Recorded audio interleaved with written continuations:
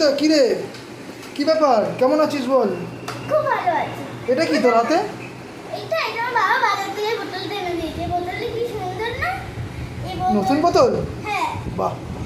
এই বোতলটা একটা মানে নতুন সিস্টেম। এখানে ক্লিপ করলে এটা খুলে যায়, দেখেছো? আর বোতল এখানে আছে এরকম সিস্টেম, খুব সুন্দর বোতল। তোর তোর পছন্দ হয়েছে? খুব পছন্দ হয়েছে, কালারটাও খুব সুন্দর। চল এইবার আমাদের কালকে একটা নতুন ডেলিভারি এনেছে, তোমরা কি দেখবে? কি ডেলিভারি এসেছে? ওই দেখো নতুন ফ্রিজ?